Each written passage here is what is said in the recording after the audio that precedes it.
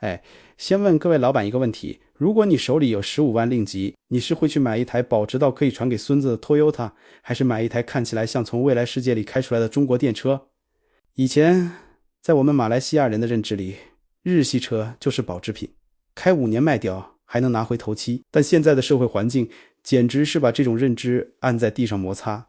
你可能还没发现，这半年来，你隔壁邻居阿强不再炫耀他的车有什么 turbo， 而是开始给你展示他的小鹏怎么自动 parking， 数据更吓人。2025 EV 的中国大哥比亚迪 BYD 在马来西亚销量暴涨 68%， 而 Honda 就下跌了 11%。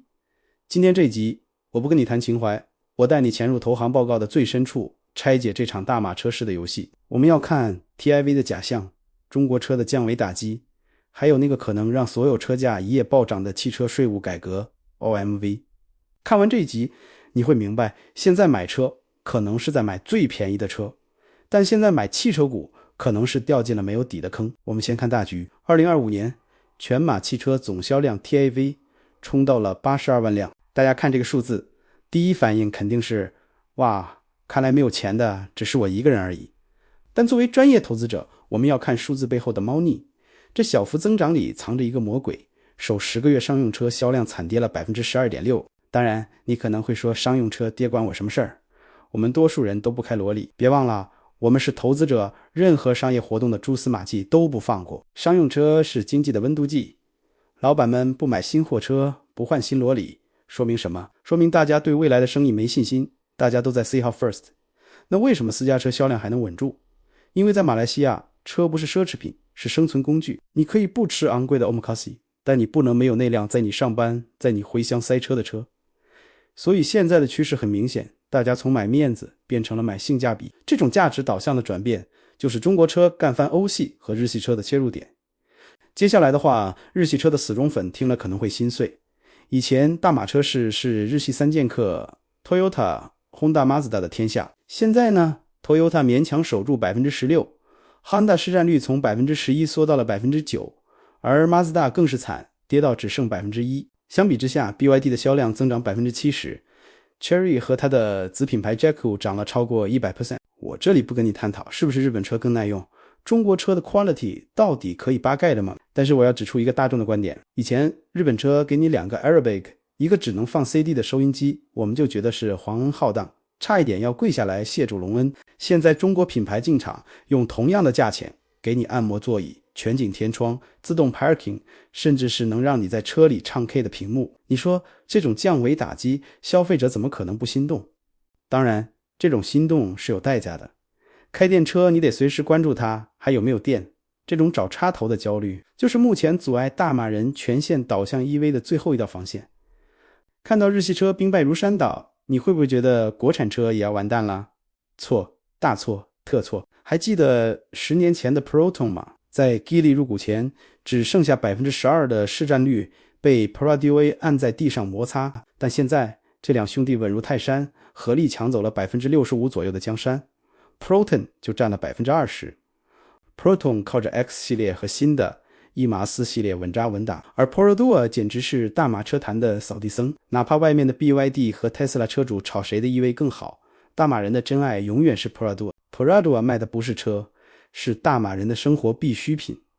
看看这个28辆警车追一辆杯子啊，坏人逃跑也要靠杯子，这就证明了在本地 Peradua 还会是那个大哥，差别只是卖多卖少而已。根据别的投行预测， Peradua 今年 36.5 万辆的目标大概在增长 1% 到 2%。 聊聊电动车，2025年大马EV销量翻了1倍，占了总销量的 5.2%。 为什么大家突然变环保了？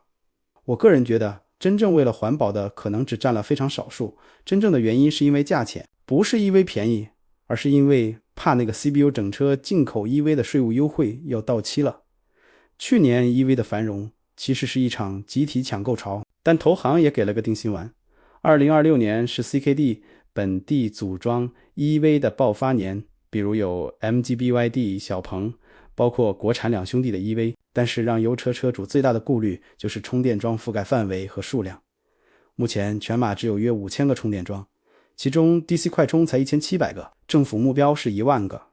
这就像是你买了最新的 iPhone，结果全家人只有一根充电线，而且还得跟邻居共享。你愿意等5分钟打油，还是愿意在那里等45分钟充电？这就是现在买电车最现实的成本。大家可以在留言区理性吵一下，我的爆米花准备好了。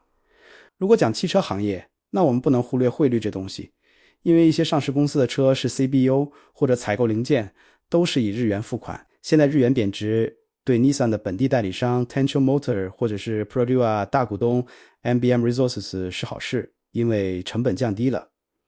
但是投行对他们的评级竟然是卖出或者中性，为什么呢？因为有一颗计时炸弹叫 OMV Open Market Value。 你会不会觉得这个 OMV 听起来像某种病毒名？到底是什么？这是汽车的新税务框架。